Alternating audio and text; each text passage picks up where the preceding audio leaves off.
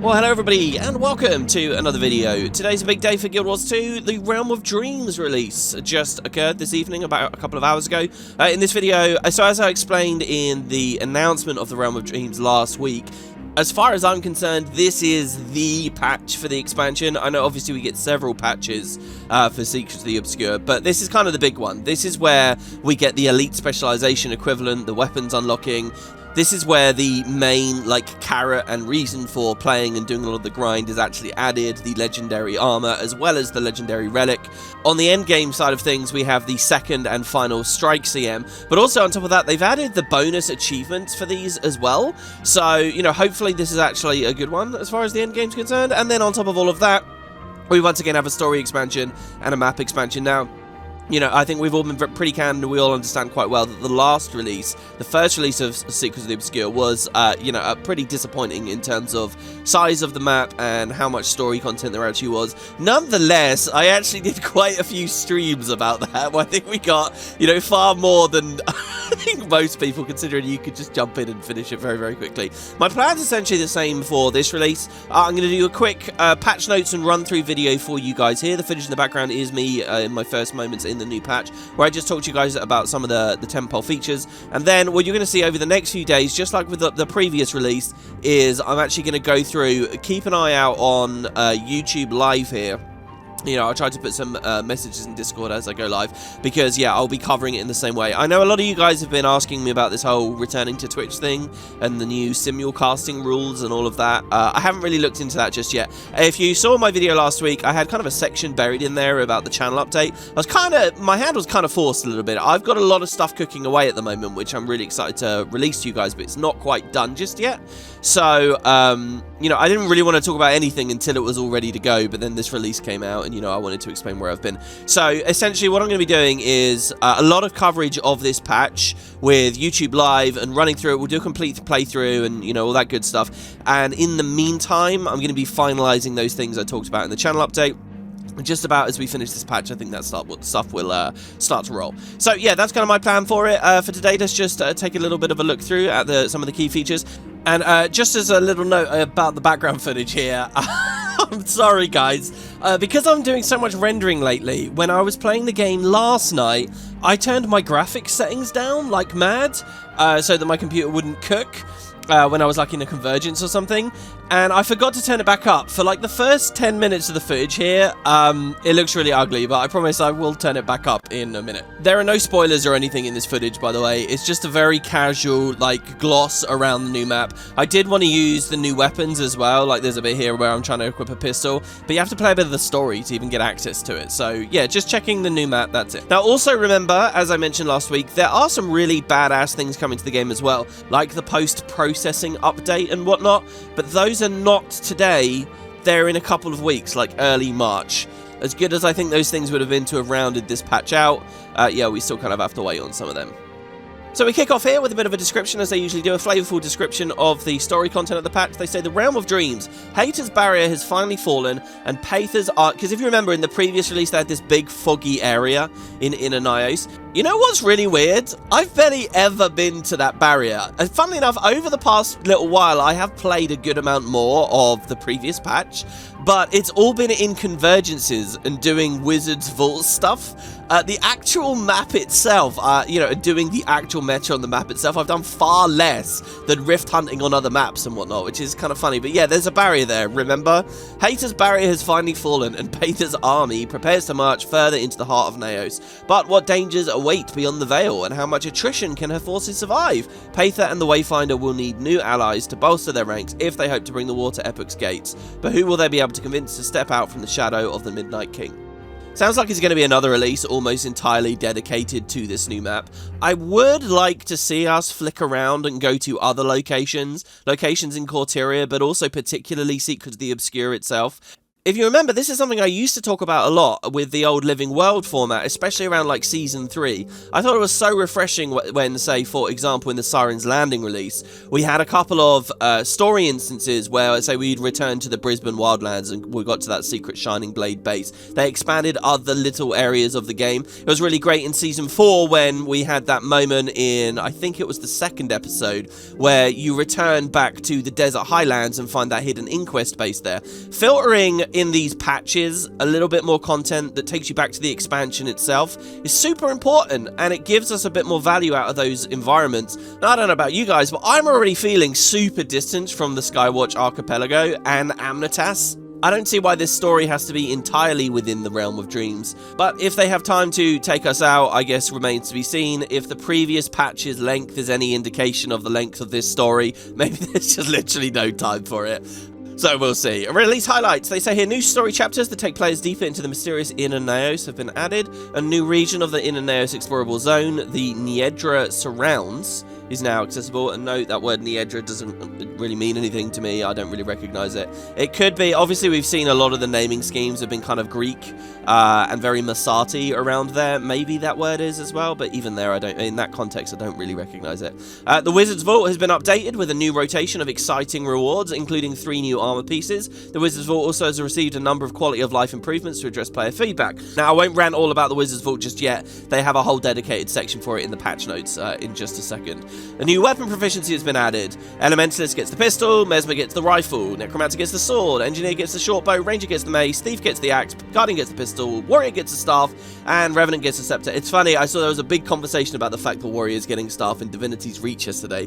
I think people really are excited about this, and me too, and in fact, this is going to be probably a big component of these streams that I'll be doing on this patch. I'd like to do a lot of different ones where each time we try a different class and have a look at the weapon. Of course, there was that big blog post, and also there's a huge section in this patch note as well, all about all the new skills that have been added, which I probably won't read in today's video because, you know, who really cares? They're just the names of the skills. Oh, I will note, though, that obviously now it's not the beta. We get to see the actual skill icon art, and remember how disappointing a lot of it was around EOD, and then the beta didn't really give people much faith. I gotta say, I really like all the icons for the skills. And some of the classes, like Ellie, if you remember, was a bit of a nightmare to learn what everything was doing because it all looked so generic and work in progress before. Well, no, it actually looks pretty impressive. The first tiers of the legendary Obsidian armor are available for craft on all armor weight classes. A second tier will be added as an optional upgrade in the next major update to Secrets of the Obscure. So this is something I didn't talk about in my previous video. You know, there's a lot of discussion about the visuals of the armor. ArenaNet actually put out a little preview and teaser and update to how they look just within the last week. They were very rapid about responding to how the armor looks.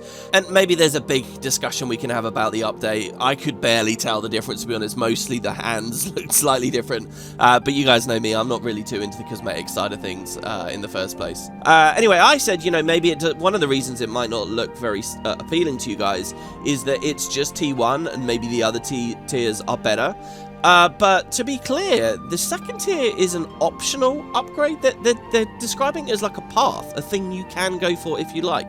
I suppose that's technically true for the previous legendary stuff, but there was very much an idea that it was a progression, that it would improve in visuals as it goes along. Is that not true for the new set?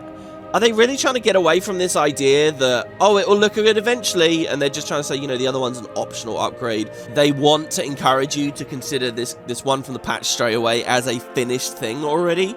Maybe that relieves a bit of the stress and pressure that they are ultimately just delaying upon themselves to provide something that everybody falls in love with.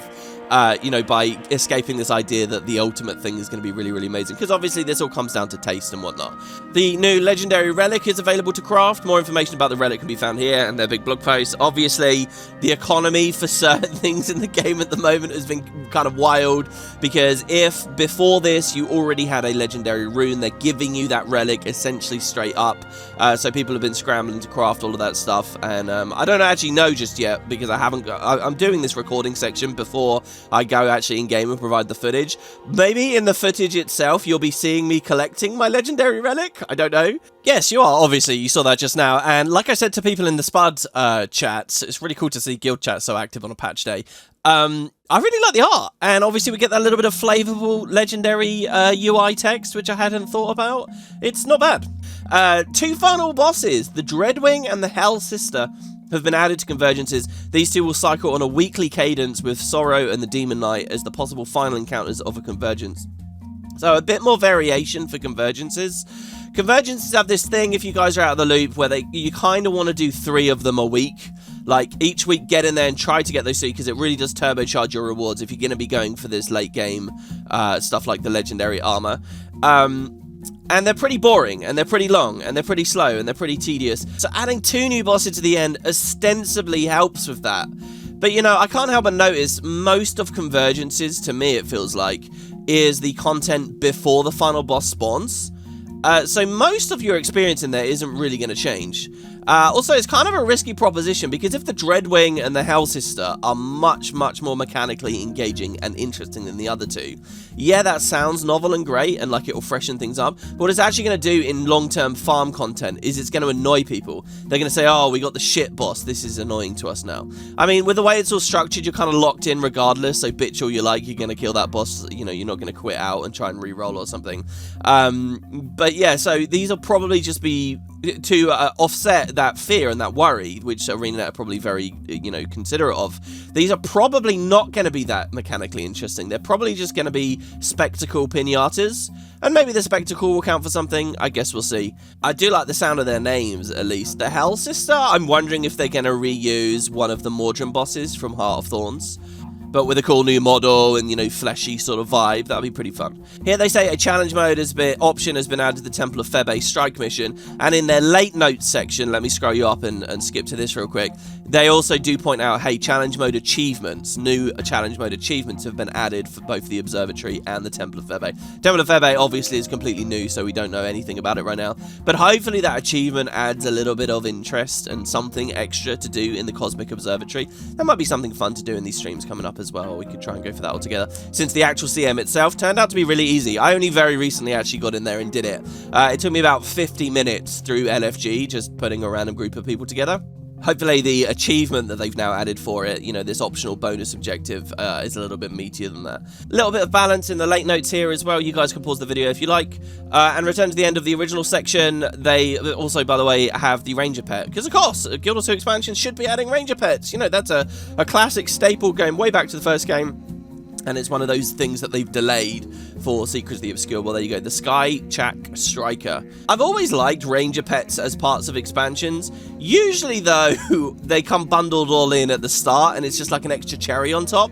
It being separated off into one of these later patches makes it feel weird, like it should be a bigger event than it actually is, or it's trying to be a bigger event than it actually is, let me put it that way. But regardless, something to look through. So the next section is World Polish. I usually really like looking at World Polish. Most of these are kind of meh, but there are a couple of really good ones in there. So first of all, added new achievements for binding legendary runes and sigils to the legendary armory. This is kind of nice for me personally, since I like AP, and since I have the legendary runes and sigils, so yay, a little bit of bonus AP. But I think for most players, probably doesn't mean that much. Of course, like I just said, a lot of people have been looking for legendary runes at the moment because of the whole relic thing. So, you know, a little bit of something for a lot of people. They say players with existing legendary runes and sigils can visit Lion's Arch or the Wizard's Tower to update their progress. And that's usually the way that this works. If you want retroactive progress, you need to load into, like, it used to just be LA, but I guess they picked the Wizard's Tower as well, since it's the hub of the current expansion.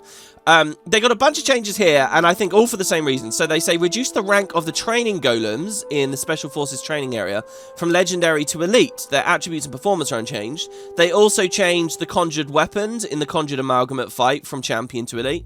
They reduced the target golem heavy training NPC in Heart of the Mist from champion to elite.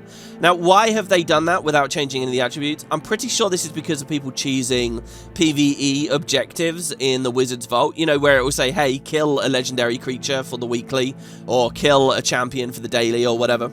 Well, why engage with those on real terms when you can just go hit a golem that won't hit you back, for example? So what this really is just a little bit of housekeeping. They say a skychack infestation has been reported in Skywatch with the new ranger pet that can be tamed after discovering its location. So I don't really know what that means. Have they managed to expand the map itself, add like a new island or something somewhere? Or have they just changed the mobs in a certain section of the map, which I think is more likely? And well, hey, there you go. I was just saying, let's get a bit more content in Skywatch. I suppose only rangers really care about this, and a lot of people, you know, won't be playing ranger. But this is kind of interesting, because this is the first time we've seen a pet come in after the main release of something. This is also the first time we've seen that they've gone back and updated a map to account for a little bit of content for that pet, because of course this is fauna that was not in the expansion before now, so they've dropped it in there. And it's going to be one of those weird rare pets, you know, where it comes from a very, very specific location and won't really be found elsewhere. I wonder where exactly it is. Now, this is my favourite change for the world polish out of everything. Meta achievements now display progress bars in the list of sub-achievements to better track completion goals. So this is kind of a minor thing. Obviously, when you just click into a meta achievement, you see the list and it's got, you just see how many green ticks you have, for example. But bars are nice. Progress bars are always decent. And I think if there's one thing that Guild Wars 2 can be very, very, very proud of, is a lot of its UI, quality of life, and its polish. Man, I could not think of the word polish there for a second. I kept it on the word grease. So just a nice little improvement. You know, I was actually kind of disappointed with the Wizard's Vault. You know, when they did the original daily update years ago, you could click into an objective and it would pop the achievement, say it wants you to do a jumping puzzle. It would have popped the achievement UI where there's that actual button that says show me.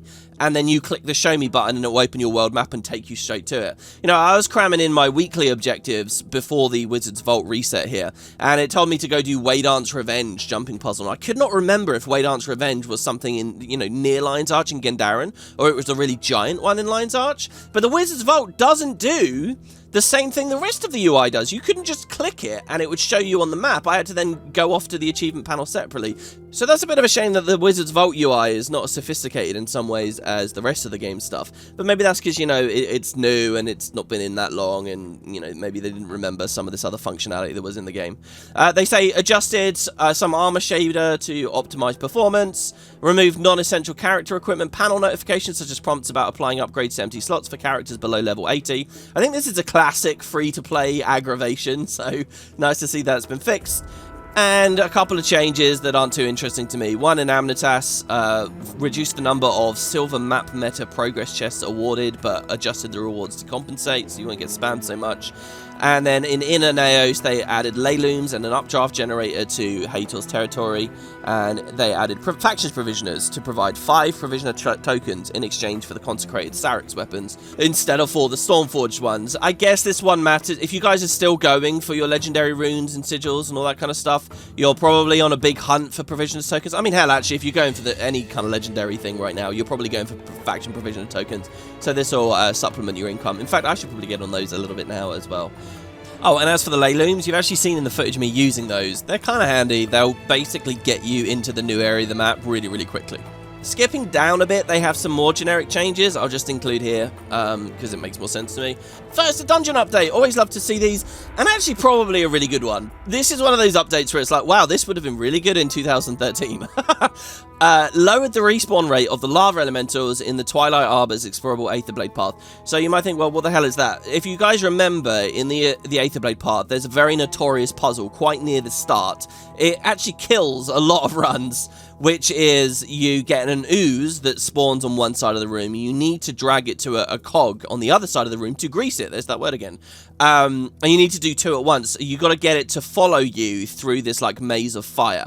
And if the ooze touches the fire, it dies. Meanwhile, there are these fire elementals constantly spawning, harassing the ooze. So the idea is you have 2 members of the team dragging the oozes along, and then you have everyone else DPSing the elementals, but you're spread out properly such that you protect the oozes. And you can't cleave the ooze either. So, you know, there are actually ways to solo it, and there's some very cool tricks with Temporal Curtain and stuff. And if you really start farming the path, you'll eventually get used to the patterns. I'm not sure why you would farm that path in the modern era. It's one of those things where you probably do Twilight Arbor, the Aether path, infrequently enough that you kind of forget exactly how it works, and then the next year you return there, you sort of struggle.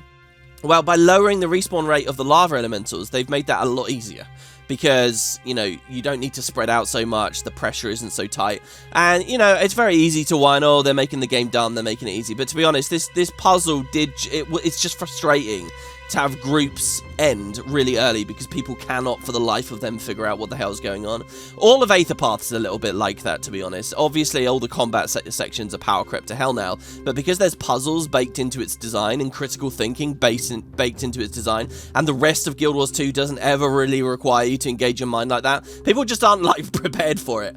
At least now, if they've made one of the early puzzles a bit easier and a bit more relaxed for people, they're less likely to disintegrate the group when, you know, they hit another roadblock a bit later on with the electrified panels, because, hey, the fallacy of sunk cost, they've already invested a little bit into it, and maybe that actually work on the solution.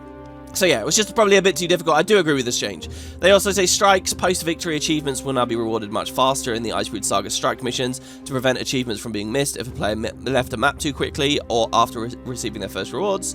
And items, they had a whole post about this, I think, a gem store update post. The recharging TP to a friend has been reduced from 1 hour to 10 minutes. So if you guys don't know this, this is an item you can buy for quite a lot of gems and doesn't seem like a very valuable proposition. Once per hour, you can double click it to automatically teleport to a friend. That might not sound that good, and especially if you have a bunch of the non-infinite variation, which don't have a cooldown at all. The 1 hour one didn't seem too great, but this is actually a huge quality of life item. I do recommend, if you guys are like, if you have some spare gems kicking around or whatever, do consider picking one of these up. Because the name, it's a bit of a misnomer. You can do more than just teleport to friends. You can teleport to squad mates. So this is really handy. What you can do, for example, is go to LFG, see that the Chuck Gerrant is going on, but is, you know, been going on for a while and is probably almost dead. Right from wherever you are in the entire game world, you can join LFG, you'll be in the squad, and now instantly double click the recharging TP to a friend, and you'll be able to TP to anyone. It will take you straight into the map for free, no waypoint cost. And not only just at a waypoint, but it will put you right next to the boss, so you can instantly tag it. Even if it was about to die, you'll be placed at the feet of whatever's going on. It is really, really, really handy for that. In fact, if you put some component on your build that has you know, an automatic AoE or something gets dropped when you get struck, you can actually tag metas while you're still in the loading screen. So you could do that once per hour before. What I used to do is do the one with the hour cooldown and then use a normal one, and then go back to the hour cooldown and then use a normal one, like I'd leapfrog. Now that the cooldown is just 10 minutes, that one item can cover basically any meta train or whatever the hell you like. You know, and you can do it for rift huntings, all kind of stuff. So, it's kind of like dev hacky, I think, that item. It really is just TP around to wherever the hell you want. 10-minute cooldown makes it much, much more useful. So it's a big and decent update. So that's almost it for the patch notes. There is, and I'll just show you guys here, this huge section of all of the new skills. And, you know, some of their balance changes. We'll look at these specifically in the stream videos as they go along. But above, they do, this is the final section I actually want to run through here. They talk a little bit about the Wizard's Vault. So they say the Wizard's Vault inventory has been updated for the new season. Now, just to be clear, guys, last season, I made sure I did the festivals and stuff, but I really was not going for those daily objectives at all. And I did like 3 or 4 weekly objectives, that's it. I did it mostly under PvE instead of PvP this time. But, you know, I really was not keeping up with the rat race or the grind on the previous season. But it's funny, I did get every single reward I wanted. This week, knowing that it was going to reset, I went through, I made sure I did 2 weeklies. The last 2 weeklies I did back to back. And I got everything. I got all of the skins, all the armor, all the weapons. I got my legendary box, the lot. So I was pretty happy with how forgiving the currency was, given how, you know, I wasn't even doing the dailies. What I did end up missing out on, though, of course, was a lot of the free gold and a lot of the laurels and the coins and so on. But hey. So, they say, the inventory's been updated for the new season. Last season's unique rewards are now in the Legacy Rewards shop. New special objectives for the season have been added. More will appear over the course of the season, including special objectives associated with bonus events and festivals. So, for example, Super Adventure Box is coming up. They'll have some stuff for that. And then they have this paragraph here saying, you know, they're trying to reduce friction and stuff. Same quote, basically, we read in the previous video, so I'm not going to read it again. So, they say dailies. Retired activity participation from the daily objective rotation. Retired mini-dungeon completion from the daily objective rotation, and they updated the ordering of some daily objectives to increase day-to-day selection variety. So that last one's the one I'm really interested in. To be honest, guys, I'm going to stir a little bit of controversy here, probably. I'm kind of sad to see activities go, and I'm kind of sad to see mini-dungeon stuff go. But I get both of them. First of all, yeah, it sucked to do the Valdhert's Crypt over and over again, and when mini dungeons are prone to bugging, like the Valdhert's Crypt was, yeah, that's pretty tedious and pretty annoying. I also understand the removal of activities. I was kind of big on the idea of having activities in there, and they do have a certain novelty to them, but I also appreciate when you do them enough, they do get pretty boring. And the fact is, they feel more like PvP things, even though they're kind of fun party games or whatever. They feel more like PvP things than anything else. They feel a little bit too much like a time sink. And so I get why they're kind of irritating. I get this argument that maybe they should just be over in the PvP category, and I'm pretty disappointed to see ArenaNet didn't put them there. PvP dailies for the Wizard Vault are too easy anyway, so why not put activities in there? I'd love to see activities there. I'd love to see proper matchmaking from Heart of the Mist into the activities, or at least put them into unranked as, you know, votable selections or something. I don't know.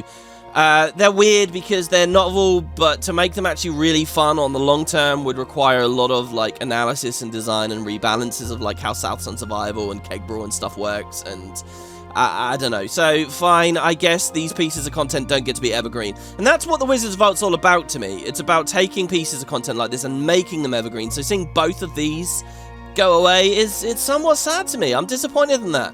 But they do say they've been removed from daily objectives. Can't they keep them at least as weeklies, you know?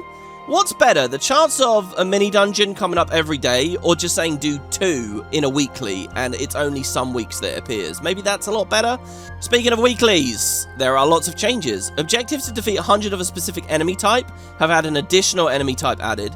This is weird because sometimes it's really easy, and sometimes it's super annoying. Sometimes there's like a story instance you can go to farm, or there's lots of little versions of the thing, and sometimes there's not. I'm not sure I'm the biggest fan of this objective. Yes, it takes you to different areas of the world, so that's nice, and that's what I think these objectives should be doing. But they are very boring. They are kind of very classic grinder MMO style design, right? Where you're just sitting there killing 100 of things for a quest reward of some kind. I don't know. I don't know how I feel about those ones. I wonder what the new enemy types are, and, you know, whether they add enough variety that I don't see that goddamn one about the Awakened come up over and over and over again. Objectives to defeat a specific world boss now additionally reward partial progress when events that occur in the same map that the world boss appears in are completed. So this is a stopgap measure, so if you are required to kill some world boss that only spawns at the end of a meta every 2 hours, and you just missed it, you know, let's say you just missed the Savannah Shaman, well, hey, don't worry, just play a little bit of Wayfarer Foothills content instead. Just do some events around there. And I actually really like that change. I think that one's pretty elegant. If they get the values right, then it will always be better to do the actual meta. There'll be lots of people fighting that boss and you get that spectacle, but at the same time there is this compensation, and that still, you know, creates a bunch of activity throughout that week in that map anyway, and that's what the Wizards Vault does better than anything else. Similar story here for the Rift Hunts and the bounty variations. So if you miss your bounties or whatever, I actually had a really weird experience with my weekly yesterday where I spent ages in the Desert Highlands. I mean ages, hoping to see if anyone was doing bounties or anything was going on. No responses whatsoever. So finally I just said, fuck it. I put my tag up, went to LFG and said bounties, and instantly like 30 people joined. It's crazy to me in Guild Wars that so many people can want to play a bit of content, but just no one wants to be that guy that puts the tag on. It's not hard. You just go to LFG. More content is at your disposal and possible to do than most people, I think, probably dare to actually realise. And then finally, they have a little bit more housekeeping here. They retired the complete 3 group events, complete the highest gear jumping puzzle, and complete the win through the walls jumping puzzle objectives from the weeklies. I don't actually know why they picked these specific ones. Maybe if you guys do, you can leave a comment and fill me in on that. Because I never actually did these objectives once while they existed. Not a single time. The complete the meta event, the Jade Crisis objective, has been updated to require the Gyala Del's final meta, the Ravenous Wanderer, as its main objective instead of the earlier one, which just makes sense. And maybe Boots will be happy with, because it will mean that that map, when that weekly's up, is getting progressed. People are actually there because the map's goddamn dead most of the time and we want to get in to do our Siege Turtle stuff. And just like with the daily notes above, they say here again that they updated the ordering of some weekly objectives to increase week-to-week selection variety. So shop inventory. The legendary start kit has been updated for season to set 3 with 2 new kits and 2 returning kits available. Man, yeah, I just got my legendary kit set 2, and it's actually for a weapon that I kind of want to go for. It was wild for me working for that. thinking to myself, my god, remember the Karka event? Remember how desperate everyone was to play that and going through it, and how excited they were at the chance to maybe get a precursor? And now here we are today. How much times have changed? Guaranteed to get one of your choice, you know, working through with this Astral Acclaim. They have raised the cost of buying the bags of coins, the unlimited version, so only when you're quite deep into it, from 30 to 35, so just by a bit. But obviously when you're buying loads and loads and loads, that becomes a more substantial amount. Now, I've been curious about this. In the event that ArenaNet discovers they've been giving too much Astral Acclaim for what the rewards are priced, what will they do? Will they reduce the amount of Astral Acclaim you get, or will they increase the prices? And they've increased the prices, which I think is definitely the smarter way. Instinctively, people would rebel and go mad if they ended up with getting less from their objectives. Increasing the costs bypasses that, and I guess it lets them be a bit more granular as well in terms of what they actually want to affect. They lowered the Astral Acclaim cost, however, of the build template expansions, which I've still never bought one of these, by quite a lot, 425 to 350. They added Black Lion Salvage kits to the shop for 50 Astral Acclaim. You can get 3 per season. And this one's pretty big. Kind of disappointing, I guess. They reduced the vendor sale value of the Black Lion Mastery coffers from a gold to 10 silver. So if you guys didn't know about this, once you'd got all your money-making stuff off of the shop, you know, you'd got all of the gold, and you'd got your coins, and you'd got your mats and all that, and you still had Astral Acclaim, the question was, well, how can I keep getting money? What you could do is actually buy these Black Lion Mastery coffers, not because you were going to double-click them to actually get XP, but because you could vendor them for a gold each as well. They were kind of like a bag of gold coins. And it took a little bit of, you know, extra observation skills to realize that was there in the shop to actually, you know, take advantage of this. But I assumed since they had set the vendor value to 1 gold, they were happy with people doing it. I guess not. They've slashed that massively now. It's down to 10 silver. And I suppose this hidden trick now no longer is really very much of a trick. They round out the Wizard's Vault section with some API updates, which are going to be relevant to 99.9% of us. And there you have it, guys. That's the patch notes. That's the general changes and the update for the Realm of Dreams. It's really nice to sit down and do a full-length video presentation on the patch notes. I feel like we do so few of these now, and a big part of it is that huge gap around End of Dragons, where, you know, we just weren't really getting patches that were worthwhile of it. You had all the Living World Season 1 stuff, which really didn't really fit for it. The End of Dragons patches themselves were so short, and, well, here's a big, nice, meaty one. So, thank you very much for watching, guys. Hope you enjoyed. If you feel like I missed something, or, you know, there's something extra going on with the patch, please feel free to let me know down below. I will be back very soon, over and over again for the next few days, streaming this thing, playing through it. I actually have never streamed a Convergence to you guys as well, so I should probably do that. Maybe we could check out some of these new bosses. There's a lot to do and a lot to see, so it should be fun. Thanks, guys. I hope you're having a good time, and yeah, it should be regular content from me here. As soon as we're done with a lot of this stuff, many of the things that were discussed in my channel update will also start rolling out, so good times ahead. Thanks, guys. Take care now.